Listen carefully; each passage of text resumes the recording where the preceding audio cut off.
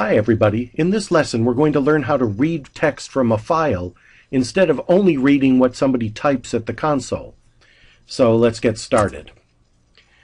The only input and output we've done so far is from the console. When we wanted to write something out, we did system.out.println or system.out.print, and when we wanted to read something in, we used the scanner class. Now we're going to read text in from a file. We're still going to use the scanner class, so a lot of what we know can be directly applied.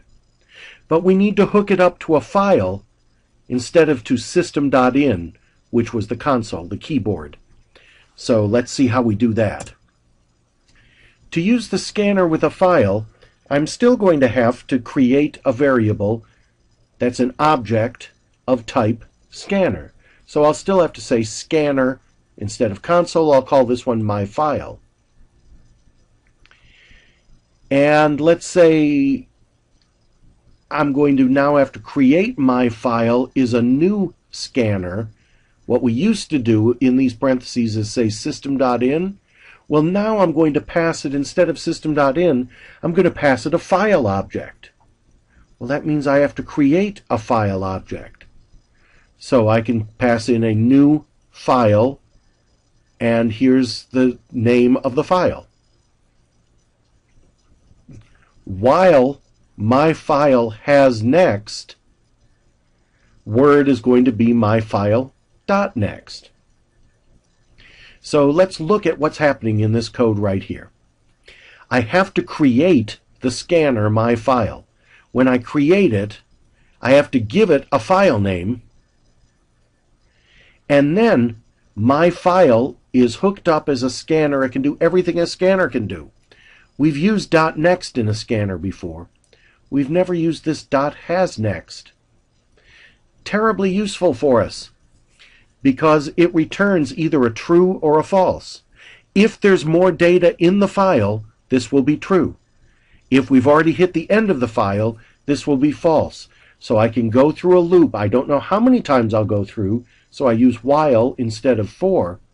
But while there's something left in the file, get it. Come back up and check. Is there still something left? If so, get it. Come back up and check. Is there still something left? No, I've used up the whole file. Then I exit the while loop. Now when we start using files, all of a sudden there's new problems that we can have. Suppose I type the name of a file in wrong, or I don't have permission to open that file, or it's not in the directory that I thought it was in. Whenever we construct a new file, there's a possibility that the runtime error file not found exception is going to occur.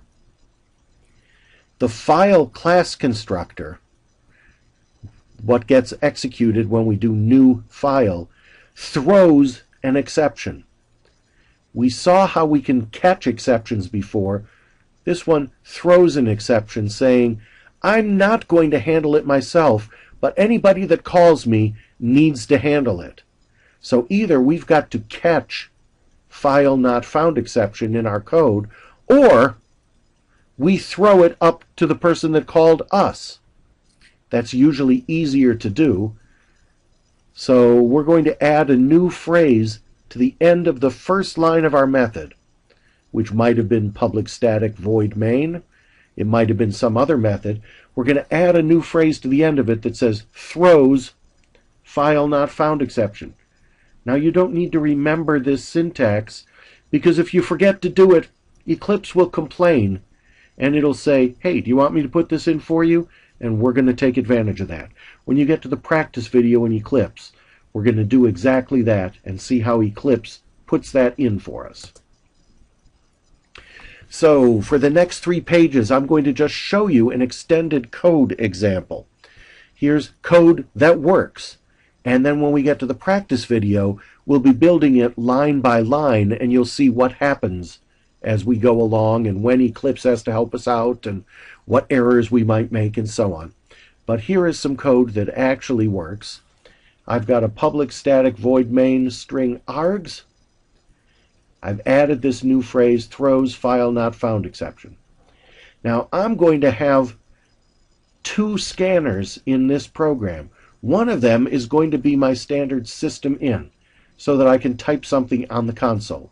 Then on the next page you'll see that I'm going to put another scanner in for my file. Why am I doing this? Because I'm going to ask you, the user, to type in, hey, what's the file name you want me to read? So scanner console is new scanner system in. I'll get a string variable called file name, and I'm going to create an array of strings called word list. That's going to be new string 1000.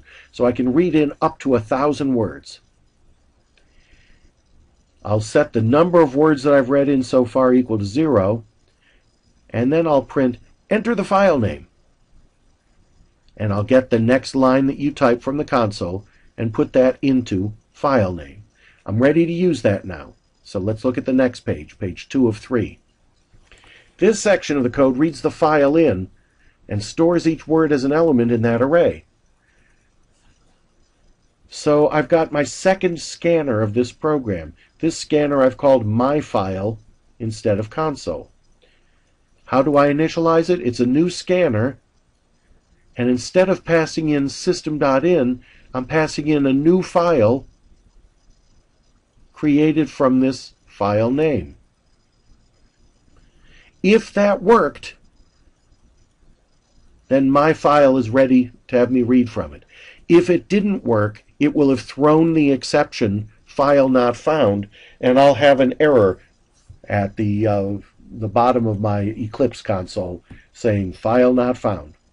We'll practice that. We'll make some mistakes so you can see what will happen. But now that I've got my file opened up, while my file has next, meaning while there's still stuff there, I haven't hit the end of file, I'm going to read my file.next. That'll give me a string and put it into my word list. Add 1 to the number of words. Remember, my word list has 1,000 entries in it. My file might only have 500 words, might only have 2 words, might have 998 words.